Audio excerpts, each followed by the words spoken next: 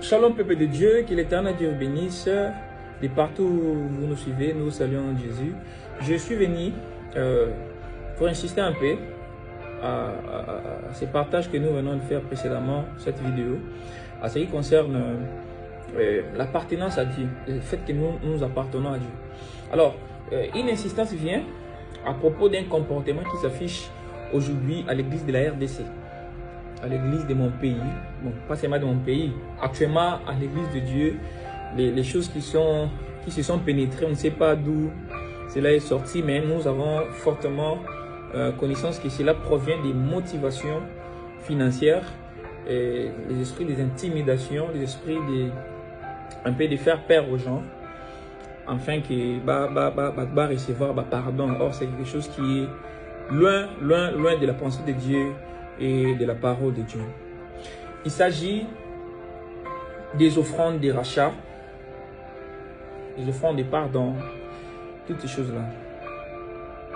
Frère, quand nous disons que nous appartenons à Dieu, nous ne parlons pas de quelque chose qui est théorique seulement, mais c'est quelque chose qui est pratique. Dieu a prouvé son amour. Lorsque la Bible dit, dans Romains chapitre 5, verset 8, mais Dieu prouve son amour envers nous, en ce que lorsque nous étions encore des pécheurs, Christ est mort pour nous. Dieu étant notre Père, il a tout prévu pour nous.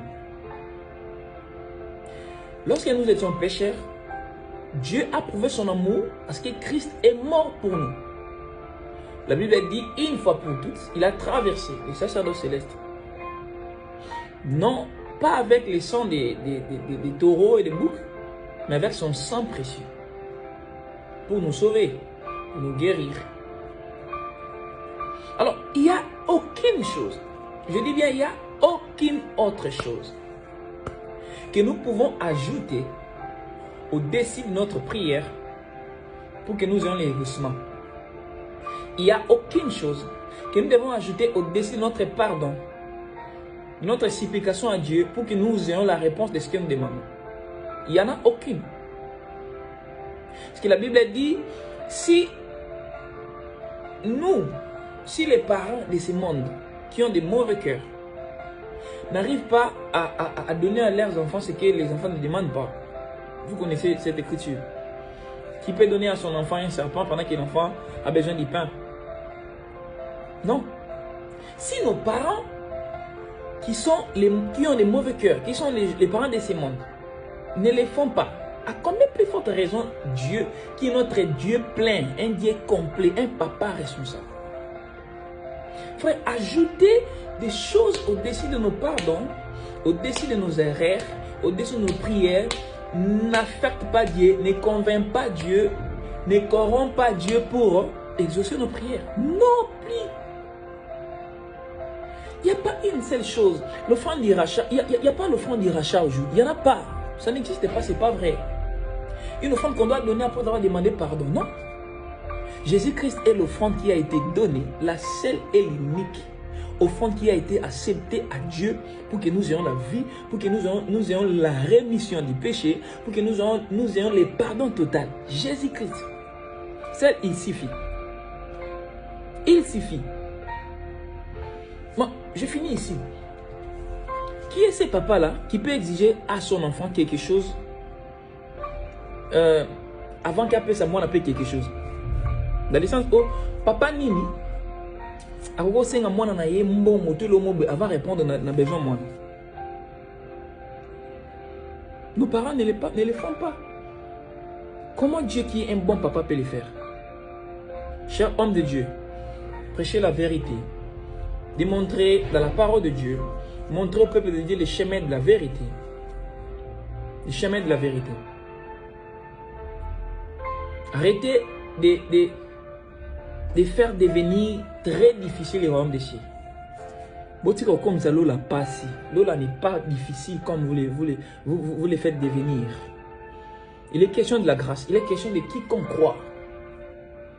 Il est question de quiconque croit. Écoutez, il n'y a pas une offrande qu'on peut donner pour recevoir l'exaucement à la prière. Dieu n'est pas un commerçant. Il n'y a pas une offrande qu'on peut donner pour recevoir les pardons. Dieu n'est pas un commerçant. Il n'y a pas quelque chose qu'on peut donner à Dieu pour qu'en retour, nous recevons ce qu'il peut proposer à nous. Ou soit ce qu'il peut offrir à nous. Il n'y en a pas. Dieu nous aime tel que nous sommes et il a tout prévu. Dès avant le commencement, l'agneau a été immolé. J'aime ce que un de mes maîtres dit, même les péchés qu'on n'a pas encore commis, Jésus-Christ était mort pour ça. Même ce qui doit arriver en 2026, Jésus-Christ était mort pour ça. C'est pourquoi Dieu nous regarde comme des saints devant lui. Pourquoi nous sommes regardés saints devant Dieu? Parce qu'il a donné son fils Jésus.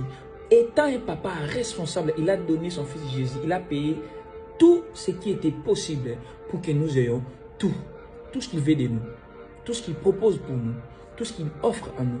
Nous les recevons sans rien payer au-dessus. Sans rien. Si tu te rends compte que tu as péché, tu es tombé quelque part, tu as trébuché, frère, reviens à Dieu. Confesse tes péchés à Dieu. Prie Dieu. Il est juste et fidèle. Arrêtez de donner les offrandes des rachats, ça n'existe pas. Il n'y a pas une offrande qu'on peut donner pour que Dieu pardonne nos péchés. Il n'y en a pas. Il n'y a pas une offrande qui est plus forte que la mort de Jésus sur la croix. Il n'y en a pas. Même si tu as tué des gens, tu peux te décider,